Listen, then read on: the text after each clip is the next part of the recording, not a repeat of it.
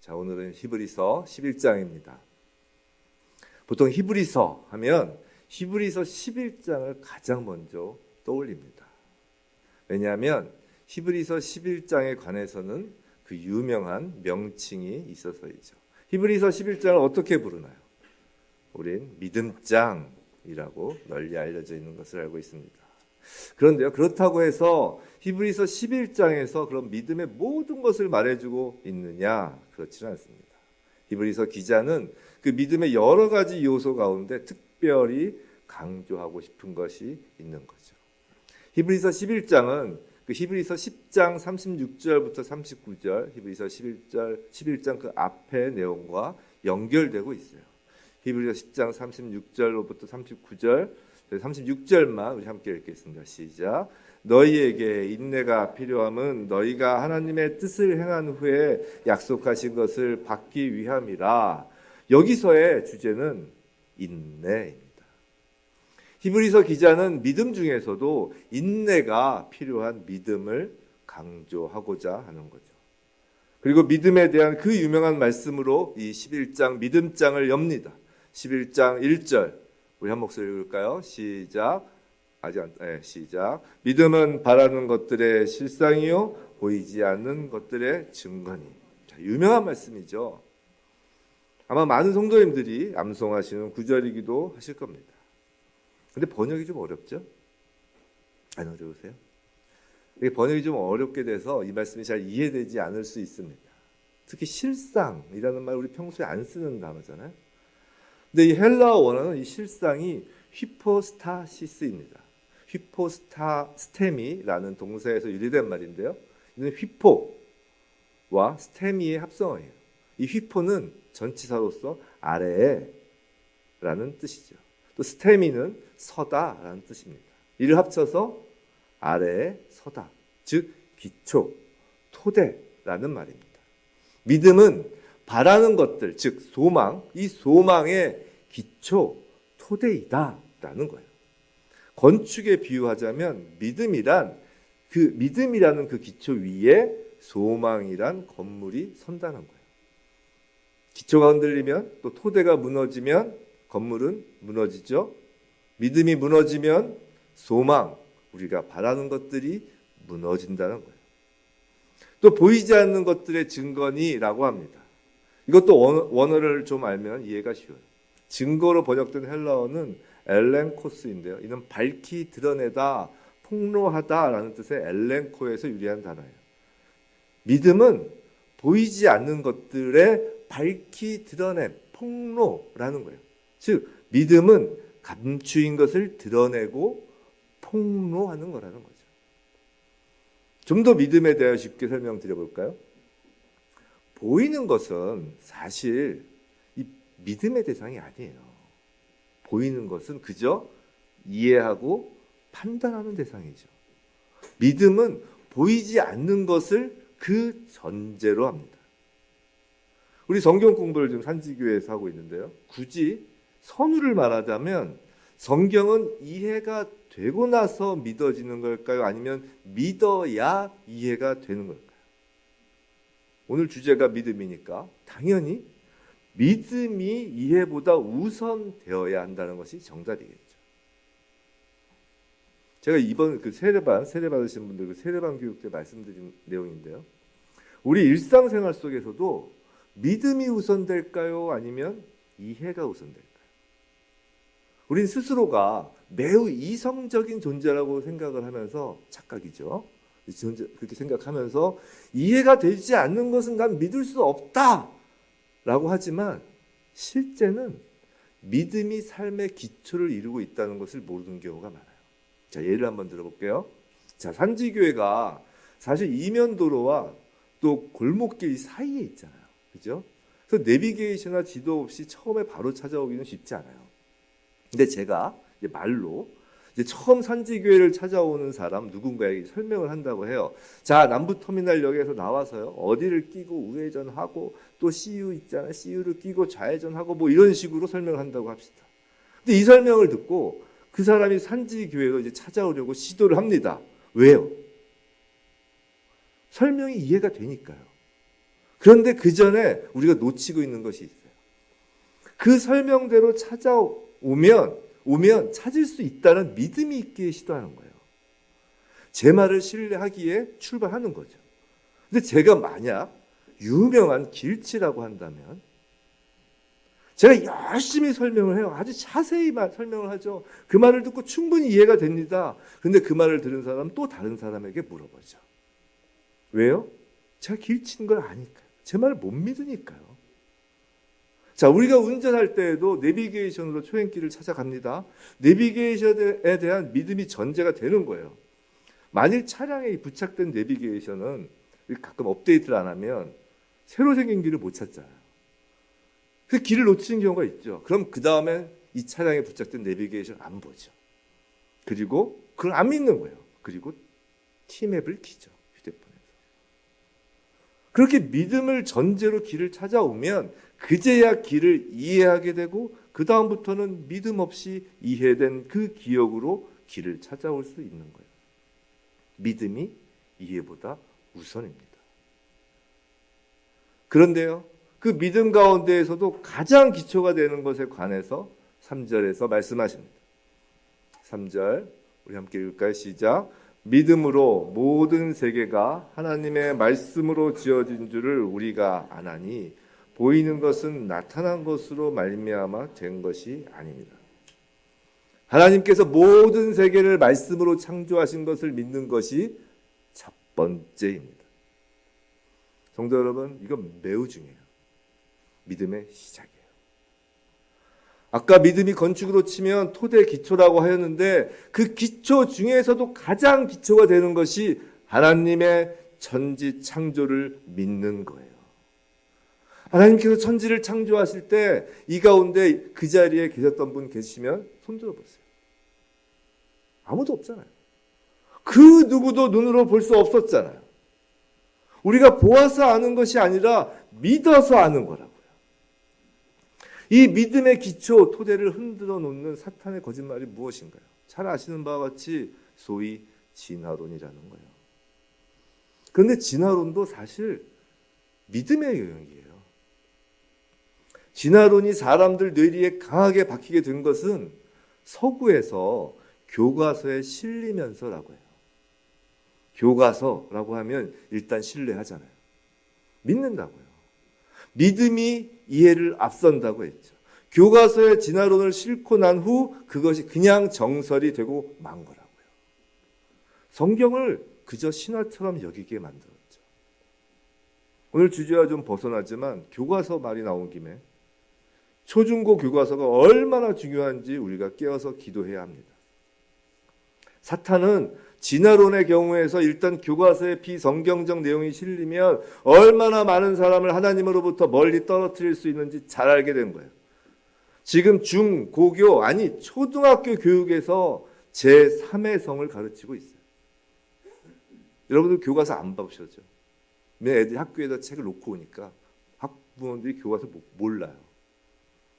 생물학적 성을 주장하면 이제 차별주의자이고 누구나 스스로 성을 선택할 수 있는 것이라고 하면 매우 선진적이고 인권주의자처럼 포장하죠.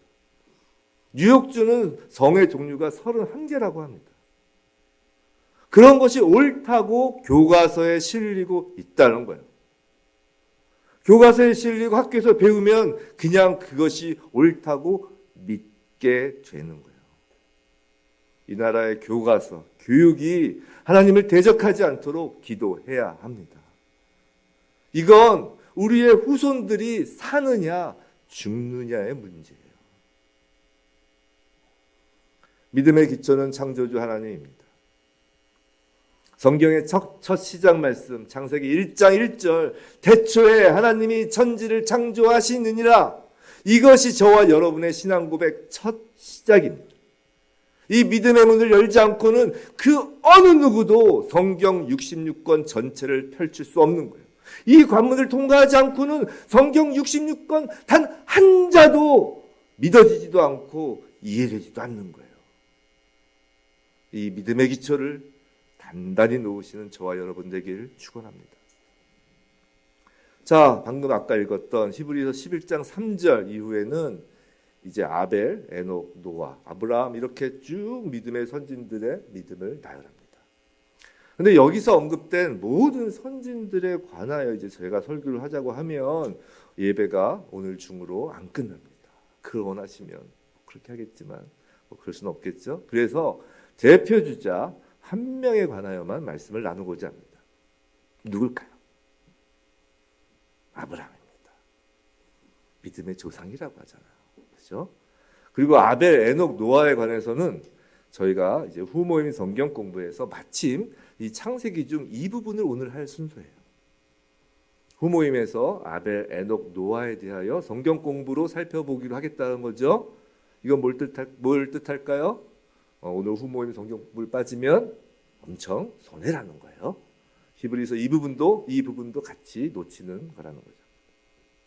하여튼 아브라함을 믿음의 조상이라고 합니다. 왜 그렇게 말할까요? 아브라함의 믿음이 가장 좋아서요? 우리가 아는 아브라함이 그렇게 믿음이 대단한 사람이었나요? 아닐걸요. 그럼 성경에서 믿음이란 단어가 창세기 12장 아브라함이 등장하면서 처음 기록돼서일까요? 몰랐죠? 12장 이후부터 믿음이라는 단어가 처음 나와요. 그럼 그래서 그런 걸까요? 그건 좀 이상하죠? 왜 아브라함을 믿음의 조상이라고 하는지 오늘 말씀을 통해 한번 알아보도록 하겠습니다. 히브리서 11장 8절입니다. 우리 함께 읽겠습니다. 시작. 믿음으로 아브라함은 부르심을 받았을 때 순종하여 나아갈새 갈 바를 알지 못하고 나아갔으며. 자, 아브라함이 하나님으로부터 갈대아 우르를 떠나라는 명령을 받고 그곳을 떠나죠. 근데 히브리서 기자는 아브라함이 갈 바를 알지 못하고 나아갔다고 합니다. 우리는 가끔 이 대목에서 하나님께서 목적지도 정하지 않으시고 그냥 아브라함에게 떠나라 라고 했는데 아브라함은 목적지도 모른 채 하나님의 그 떠나라는 명령에 순종하는 그 믿음을 가졌다. 그러니 우리도 그런 믿음을 가져야 한다라고 오해하기도 해요. 아브라함이 본향에서 떠나는 것에 관한 말씀들을 좀 종합해서 좀 살펴볼 필요가 있어요. 창세기 11장 31절 32절입니다. 31절만 우리 함께 읽어볼까요? 시작. 데라가 그 아들 아브람과 하란의 아들인 그의 손자 롯과 그의 며느리 아브람의 아내 사레를 데리고 갈대아인의 우르를 떠나 가나안 땅으로 가고자 하더니 하란에 이르러 거기 거류하였으며. 창세기 11장 31절에서는 아브라함의 이전 이름이죠. 그 아브라함의 아버지 데라가 이제 가장으로서 모든 가족을 이끌고 갈대아 우르를 떠납니다. 그런데 목적지가 정해져 있어요. 어디죠? 가나안 땅이에요. 근데 어떤 계기로 갈대아 우르를 떠났을까요? 데라가 하나님으로부터 계시를 받은 걸까요? 이에 대해선 사도행전에 나와요. 사도행전 7장 2절로부터 4절입니다. 제가 한번 읽을게요. 스데반이 이르되 여러분 부형들이여 들으소서. 우리 조상 아브라함이 하란에 있기 전 메소보다미아에 있을 때 영광의 하나님이 그에게 보여 이르시되 내 고향과 친척을 떠나 내가 내게 보일 땅으로 가라 하시니 아브라함이 갈대아 사람의 땅을 떠나 하란에 거하다가 그의 아버지가 죽음에 하나님이 그를 또 거기서 너희 지금 사는 이 땅으로 옮기셨느니라. 자, 하란에 있기 전 메소보다미아, 여기가 갈대아 우르예요. 그곳에 있을 때 아브라함에게 하나님께서 떠나라고 하신 거예요. 그럼 아브라함의 아버지 데라는 무엇을 하던 사람이었을까요? 이게 또 여호수아에 나와요. 여호수아 24장 2절입니다. 우리 2절만 우리 함께 읽을까요? 시작. 여호수아가 모든 백성에게 이르되 이스라엘의 하나님 여호와께서 이같이 말씀하시기를 옛적에 너희의 조상들 곧 아브라함의 아버지 나홀의 아버지 데라가 강 저쪽에 거주하여 다른 신들을 섬겼으나라고 합니다. 이 데라는 강 저쪽에 거주하여 다른 신들을 섬겼다고 합니다. 아브라함 아버지 데라는 소위 요새 말로 해서 다른 신들, 이방신을 섬기는 무당이었던 거예요. 그래서 이방신은 기록에 의하면 초생딸을 섬기는 자였다고 합니다. 여하튼 데라는 가나안을 향하여 가다가 도중에 가나안으로 들어가는 강을 그 건너기 전에 하란이라는 곳에서 그냥 머물러 삽니다. 하란에서 데라가 죽자 다시 하나님이 아브라함에게 명령합니다. 그리고 아브라함은 목적지 가나안에 들어가죠. 이건 창세기 12장에 나와요. 창세기 12장 1절하고 5절이에요. 여호와께서 아브라함에게 이르시되 너는 너의 고향과 친척과 아버지의 집을 떠나 내가 네게 보여줄 땅으로 가라. 아브라함이 그의 아내 사레와 조카 롯과 하란에서 모든 소유와 얻은 사람들 이끌고 가나안 땅으로 가려고 떠나서 마침내 가나안 땅에 들어갔다. 자, 지금까지 이제 아브라함이 떠난 거에 대한 말씀을 쭉 봤어요. 이제까지의 말씀을 쭉 종합하면 이렇습니다. 자, 갈대아 우르에 살던 아브라함은 하나님으로부터 떠나라는 명령을 받습니다. 그 아버지 데라는 이방신을 섬기던 자이지만 아브라함으로부터 그 말을 들었겠죠. 그래도 데라는 신을 섬기던 자인지라 뭔가 이상하다 하고 떠납니다. 목적지는 가나안입니다. 이미 가나안이라는 목적지를 하나님이 말씀해 주신 거예요, 아브라함에게. 근데 데라는 가나안을 앞에 두고 강을 건너지 못합니다. 우리가 바다, 강을 건넌다고 하는 것은 예나 지금이나 새로운 세상에 들어가는 것을 의미해요. 출애굽의 홍해, 여호수아의 요단강이 그렇잖아요. 데라는 하란에서 그냥 삽니다. 가나안까지 가지 않죠. 이 데라라는 이름이 지체시키다, 머뭇거리다라는 뜻을 가지고 있어요. 그 이름대로 지체하죠. 이제 세월이 오래 지난 거예요. 아브라함도 데라와 함께 하란에서 그냥 사는 겁니다. 근데 데라가 죽었어도 아브라함은 곧바로 다시 가나안을 향해 떠나지 않아요. 그래서 하나님께서 다시 아브라함에게 떠나라고 하십니다. 아브라함은 목적지를 이미 알고 있죠. 창세기 12장 5절에서 가나안 땅으로 가려고 라고 하잖아요. 즉 히브리서에서 말하는 갈 바를 알지 못하고는 목적지를 모르는 것이 아니라 과연 그곳에서 무슨 일이 벌어질지 모른다는 거예요.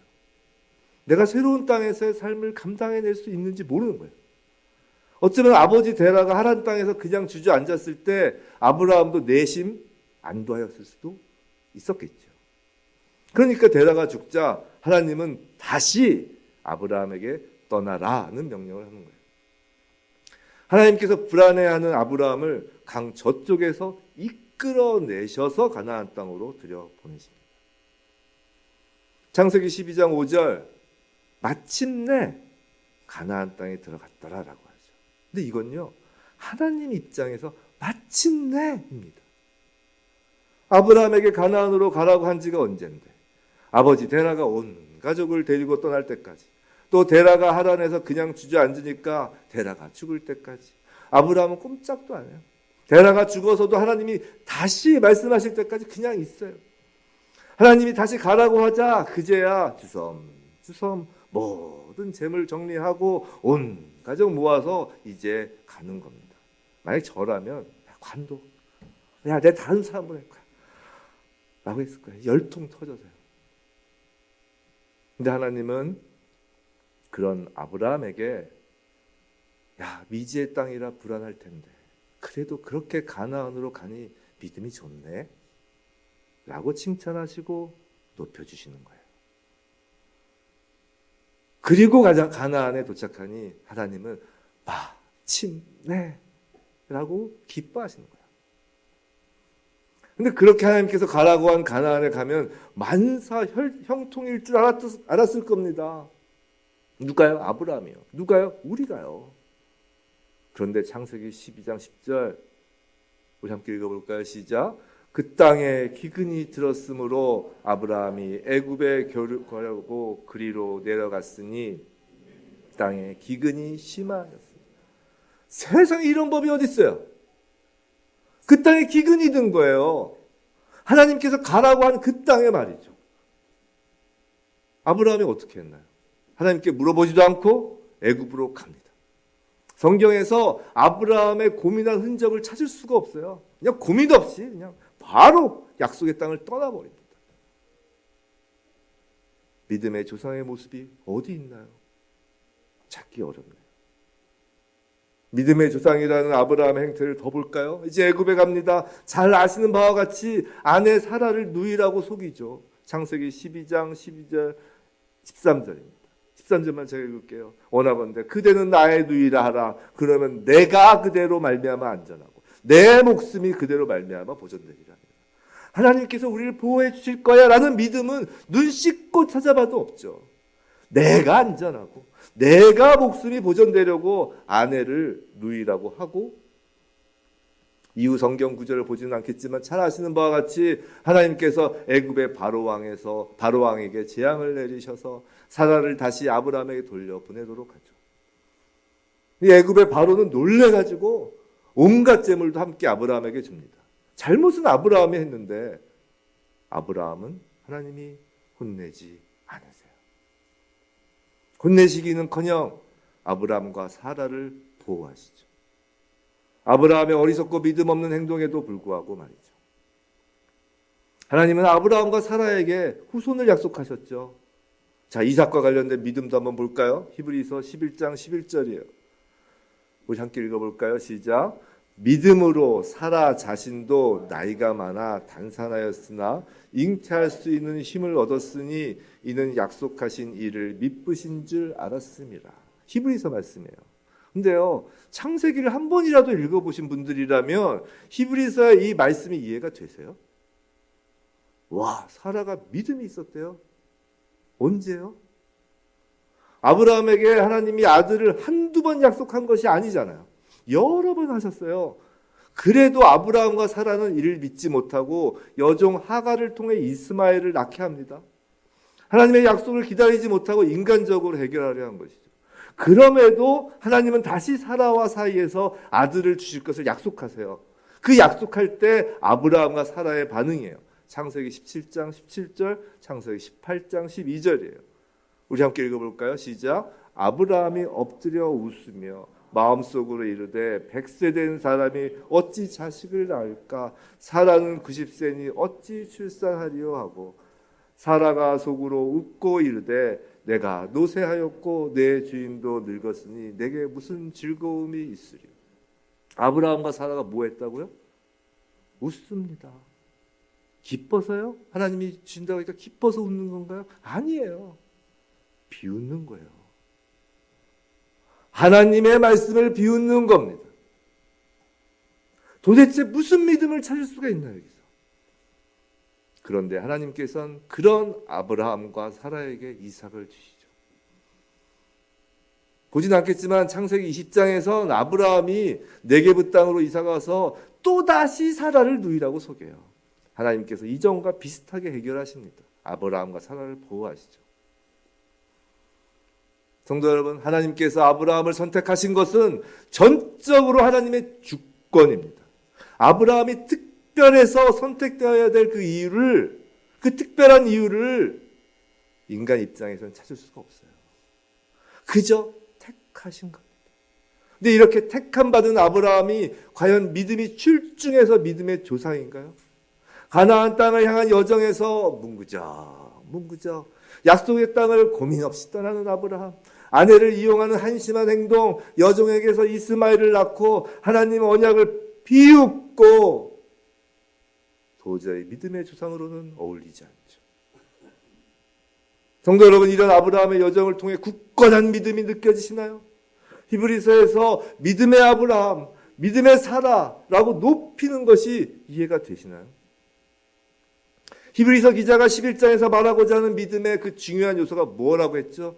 인내입니다.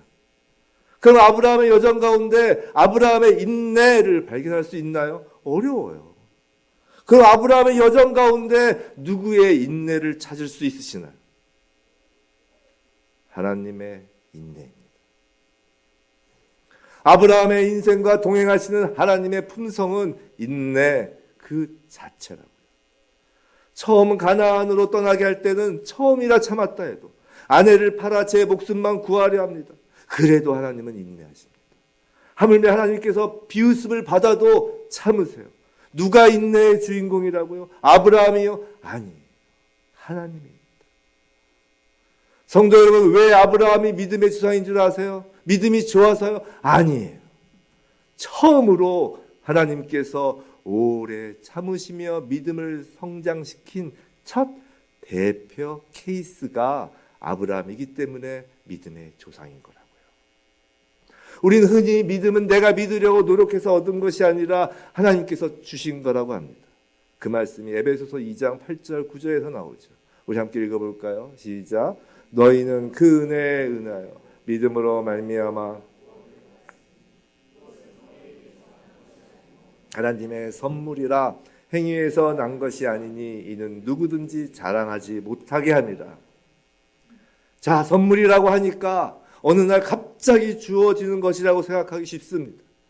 물론 그렇게 벼락 맞은 것처럼 은혜를 받는 사람도 있어요. 근데 믿음의 조상 아브라함의 믿음이 우리의 롤 모델이죠. 하나님께서 인내하시면서 아브라함의 믿음을 차곡차곡 키워가시는 거예요. 그의 삶 속에서 벌어지는 여러 가지 상황에 함께 하시면서 말이죠. 믿음의 선물이라는 건 그 믿음의 성장, 그 믿음의 요소로서의 인내를 모두 하나님이 담당하셨다는 거예요. 믿음은요, 믿습니다, 믿습니다를 반복해서 외치며 자기에게 주문 거는 것처럼 스스로 다짐하는 것이 아니에요. 믿음은요, 차곡차곡 하나님을 경험해 가는 과정입니다.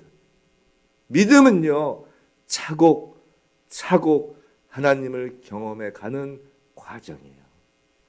그러다 보면 그냥 아는 거예요. 하나님의 신실하심을 그냥 믿게 되는 거라고요. 선물 맞아요. 그 결과 변화된 아브라함입니다. 이제 하나님께서 아브라함의 믿음을 시험하시죠. 창세기 22장에서 이삭을 번제로 드리라고 합니다. 먼저 창세기 22장 5절, 이걸 제가 한번 읽어드릴게요. 자막은 없습니다. 창세기 22장 5절이에요. 이에 아브라함이 종들에게 이르되 너희는 나귀와 함께 여기서 기다리라. 내가 아이와 함께 저기 가서 예배하고 우리가 너희에게로 돌아오리라 하고. 이제 아브라함이 종들을 산 아래에서 기다리라고 하면서 뭐라고 하나요? 우리가, 즉 자신과 이삭이 돌아오리라고 합니다. 아브라함은 하나님께서 언약으로 주신 이삭을 살리실 것을 믿었던 거예요. 우리가 돌아오리라고 합니다. 그 모리아산에 이삭을 번제로 바치러 올라가면서 남아있는 종들에게 우리가 돌아온다고 한 거죠. 이에 대한 히브리서 기자의 말씀입니다. 히브리서 11장 17절로부터 19절입니다. 우리 함께 읽겠습니다. 시작. 아브라함은 시험을 받을 때 믿음으로 이삭을 드렸으니 그는 약속들을 받은 자로 돼 그 외아들을 드렸느니라. 그에게 이미 말씀하시기를 내 자손이라 칭할 자는 이삭으로 말미암으리라 하셨으니 그가 하나님이 능히 이삭을 죽은 자 가운데서 다시 살리실 줄로 생각한지라. 비유컨대 그를 죽은 자 가운데서 도로 받은 것이니라. 가나안 땅으로 갈 때의 모습과 이삭을 번제로 바치라는 명령을 받고 모리아 땅으로 떠나는 아브라함의 모습은 완전히 다른 사람이 되어 있습니다. 돌아가셔서 창세기 이 장면을 한번 보세요. 그 말을 듣고 이삭을 번제로 바치자는 그 말씀을 듣고 바로 그 다음날 새벽에 떠나요. 그리고 한평생 하나님이 얼마나 신실하신지를 경험한 아브라함은 놀라운 믿음을 보여줍니다. 그 믿음이 뭔지 아세요? 바로 19절, 히브리서 19절, 부활을 믿는 거예요. 부활 신앙의 조상이 되는 거라고요. 우리의 신앙 믿음의 핵심이 무언가요? 예수 그리스도께서 십자가에 죽으시고 사망 권세를 이기시고 부활하신 것을 믿는 거예요. 그 믿음 안에서 우리 역시 부활 생명을 소유하는 거죠. 그 부활 신앙의 최초가 아브라함의 믿음인 거예요. 믿음의 조상인 거죠. 부활 신앙, 믿음, 그 부활 믿음의 시작입니다. 아브라함이 특별나서가 아니에요. 아브라함의 믿음은요, 하나님의 전적인 주권으로 인한 선택과 하나님의 오랜 기다림과 하나님의 열정과 열심으로 주어진 거예요. 성도 여러분, 가만히 우리를 돌아보세요. 우리의 믿음도 아브라함의 믿음과 같은지 한번 돌아보세요. 하나님의 전적인 주권과 하나님의 그 전적 주권에 의한 선택과 하나님의 오랜 기다림과 여러분들의 삶 가운데서 하나님의 그 열정과 열심으로 믿음을 키워가신 하나님이신가를 기억해 보세요. 믿음은 소망의 기초입니다. 근데 우리의 소망은 부활 생명이에요. 영원한 생명으로 거할 천국이 우리의 소망이잖아요. 이 땅에서의 신앙을 제가 평소 강조하기는 해도 이 땅에서의 신앙을 제가 주로 많이 강조하잖아요. 그렇다 해도 궁극적인 우리의 소망은 이곳이 아니에요. 우리의 소망은 부활이에요. 그런데요, 그 부활 소망에 관한 믿음은 아브라함과 같은 믿음인 거예요. 나 자신을 기초로 믿음이 세워지면 내가 엄청나게 강한 사람이고 내가 엄청나게 의지가 강해서 이런 나를 기초로 믿음이 세워지면 좌절과 낭망이 반복되고요. 끝까지 인내할 수 없습니다. 그건 아브라함의 믿음이 아니에요. 그러나 하나님 위에 믿음의 기초가 세워지면 하나님의 그 주권과 하나님의 그 기다림과 하나님의 그 열정과 열심의 믿음의 기초가 세워지면 어떤 것도 흔들 수 없는 믿음, 인내하는 믿음, 바로 하나님이 키우신 믿음이 자리 잡게 되는 거예요. 믿음은 바라는 것들의 실상이요 보이지 않는 것들의 증거라고 했죠. 그 믿음이야말로 부활 소망의 실상, 즉 기초가 되는 믿음입니다. 지금 눈에는 보이지 않지만 저와 여러분이 부활 생명을 소유하였음을 증거 드러내는 믿음입니다. 그런 믿음은 세상 그 어떤 환난과 학대로도 빼앗을 수 없어요. 히브리서 11장 38절 유명한 말씀이죠. 이런 사람은 세상이 감당하지 못하느니라. 이 말씀에 이런 사람의 각자의 이름을 넣어보세요. 저와 여러분 모두 부디 이런 사람, 세상에 감당하지 못하는 사람 되기를 주님의 이름으로 간절히 기도합니다.